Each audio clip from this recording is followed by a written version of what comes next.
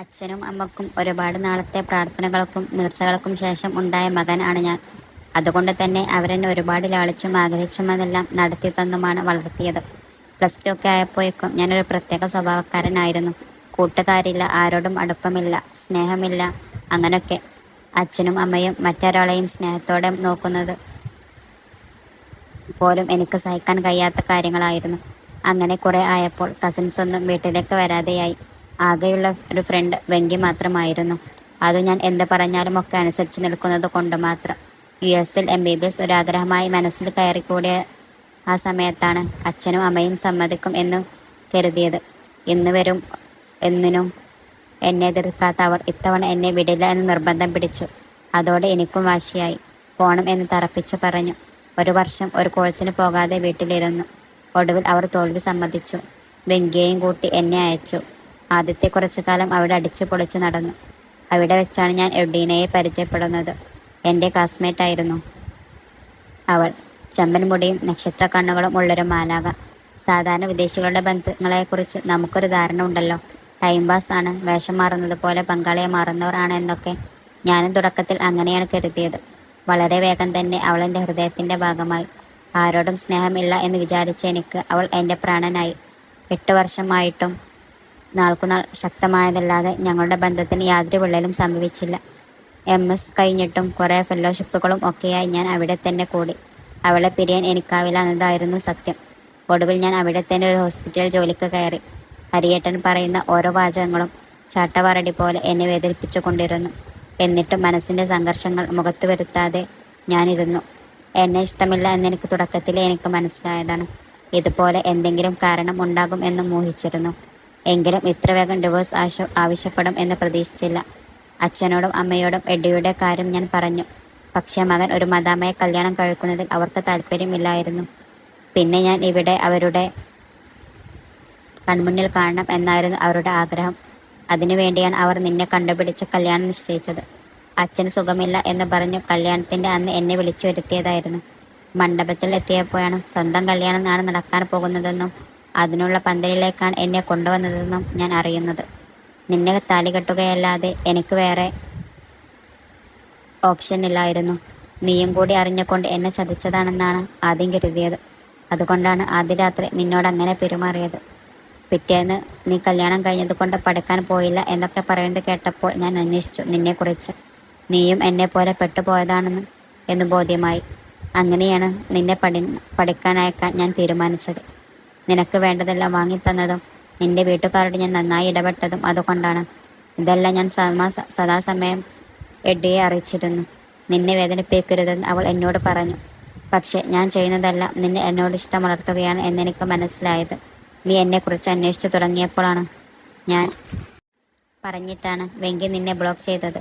കൺവെട്ടത്തുണ്ടായാൽ നിനക്കൊരിക്കലും എന്നെ മറക്കാൻ കഴിയില്ല. അതുകൊണ്ടാണ് ഞാൻ വേഗം തിരികെ പോകാൻ തീരുമാനിച്ചത്. അവിടെ ചെന്നപ്പോൾ പിന്നെ എഡ്ഡിയുടെ കൂടെ ബിസിയായി.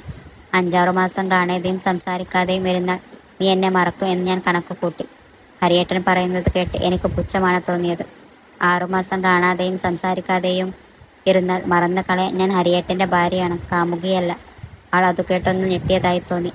പരസ്പരം അറിയാതെയും സ്നേഹിക്കാതെയും ഒരു താലി കെട്ടിയത് കൊണ്ട് മാത്രം ഭാര്യയാകുമോ? ആ ചോദ്യത്തിന് എനിക്ക് ഉത്തരമുണ്ടായിരുന്നില്ല. ആകും എന്നോ ആകില്ലെന്നോ പറയാൻ എനിക്കായില്ല. നിവേദ്യ, നീ എഡ്ഡിയെ പരിവച്ചിട്ടില്ലെങ്കിൽ തീർച്ചയായും ഞാൻ നിന്നെ വേണ്ടെന്ന് വെക്കില്ലായിരുന്നു. പക്ഷേ ഇപ്പോൾ നിന്നെ ഞാനൊരു സഹോദരിയുടെ സ്ഥാനത്ത് മാത്രമേ കണ്ടിട്ടുള്ളൂ. അടിപൊളി. സ്വന്തം ഭാര്യയെ സഹോദരിയായി കാണുന്ന ലോകത്തിലെ ആദ്യ ഭർത്താവായിരിക്കും എൻ്റെ NTR. Ammu, you are so lucky. നമ്മുടെ വിവാഹം കഴിഞ്ഞിട്ട് ഇപ്പോൾ 6 മാസമായി. മ്യൂച്വൽ ഡിവോഴ്സ് പെറ്റീഷൻ ഫയൽ ചെയ്ത 7 to 8 മന്ത്സിനുള്ളിൽ ഡിവോഴ്സ് കിട്ടും. എത്ര എളുപ്പത്തിൽ പറഞ്ഞു കഴിഞ്ഞു.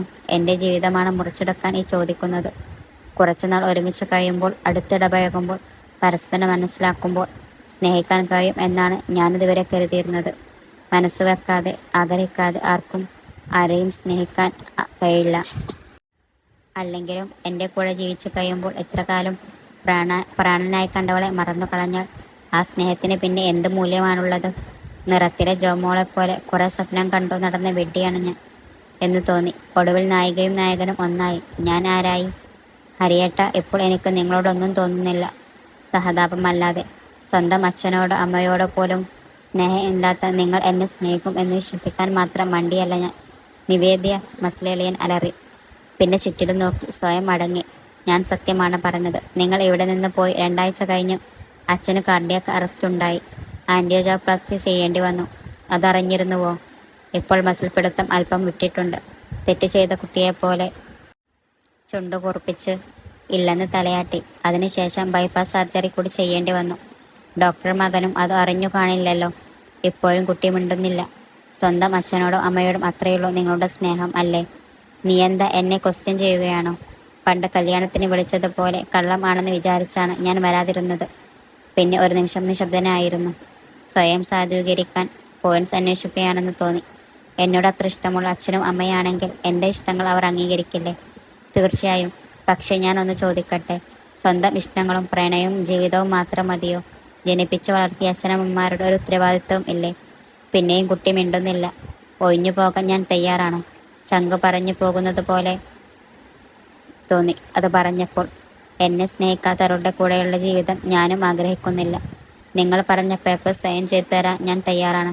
പക്ഷേ ആ അച്ഛനോടും അമ്മയോടും നീതികേട് കാണിക്കാൻ ഞാൻ കൂട്ടുനിൽക്കില്ല. നീ എന്താ ഈ പറഞ്ഞു വരുന്നത്? ആൾ വീണ്ടും കലിപ്പ് മോഡാണാക്കി. അച്ഛനും അമ്മക്കും നിങ്ങളെ വേണം. അതെനിക്ക് ഉറപ്പ് വരുത്തണം. നിങ്ങൾക്ക് ആ കുട്ടിയെ അത്ര ഇഷ്ടമാണെങ്കിൽ അച്ഛനെയും അമ്മയെയും അത് പറഞ്ഞ് ബോധ്യപ്പെടുത്താൻ ശ്രമിക്കണമായിരുന്നു. നമ്മുടെ നാട്ടു നടപ്പനുസരിച്ച് വിവാഹം കഴിഞ്ഞാൽ പെൺകുട്ടികൾ ഭർത്താവിൻ്റെ വീട്ടിൽ ആണല്ലോ ജീവിക്കുന്നത്. ഇവിടെ വന്ന് ജീവിക്കാൻ തയ്യാറാവണമെന്ന് ആ കുട്ടിയോട് ചോദിച്ചു നോക്കൂ. അവൾക്ക് നിങ്ങളോടുള്ള സ്നേഹം സത്യമാണെങ്കിൽ അവൾ അതിന് തയ്യാറാകും. എനിക്കുറപ്പാണ്. അങ്ങനെയാണെങ്കിൽ ഹരിയേട്ടൻ്റെ പ്രണയം നഷ്ടപ്പെടുത്തേണ്ട. അച്ഛനെയും അമ്മയെയും വേദനിപ്പിക്കുകയും വേണ്ട. അത്തരം ഒരു സാധ്യതയെക്കുറിച്ച് അപ്പോഴാണ് ആലോചിച്ചതെന്ന് തോന്നുന്നു. ഫോണെടുത്ത് പുറത്തേക്ക് പോയി. എനിക്ക് എന്നോട് തന്നെ ബഹുമാനം തോന്നി. ഭാര്യയെ സഹോദരിയായി കാണുന്ന ഭർത്താവ്, ഭർത്താവിന് കാമുകിയായി ഒന്നു ചേരാൻ അവസരം നോക്കുന്ന ഭാര്യ. ഇതൊക്കെ എൻ്റെ ജീവിതത്തിൽ മാത്രമേ നടക്കൂ എന്ന് തോന്നുന്നു. പക്ഷെ ഇതല്ലാതെ ഞാൻ എന്ത് ചെയ്യാനാണ്? ഇഷ്ടമില്ലാത്ത ഒരാളുടെ കൂടെ ജീവിക്കുന്നതെങ്ങനെ? കണ്ണുമുന്നിൽ പോലും വരാൻ ആഗ്രഹിക്കാത്ത ഒരാളെ പിടിച്ചു നിർത്തണോ? പിടിച്ചു വാങ്ങാൻ കഴിയുന്നതാണോ സ്നേഹം? ഫോണിൻ പ്രോഗ്രാം കഴിഞ്ഞു തിരികെ വന്ന മസ്ലളിയൻ്റെ മുഖം പറയുന്നുണ്ടായിരുന്നു എഡ്ഡിയുടെ മറുപടി എന്താണെന്ന്.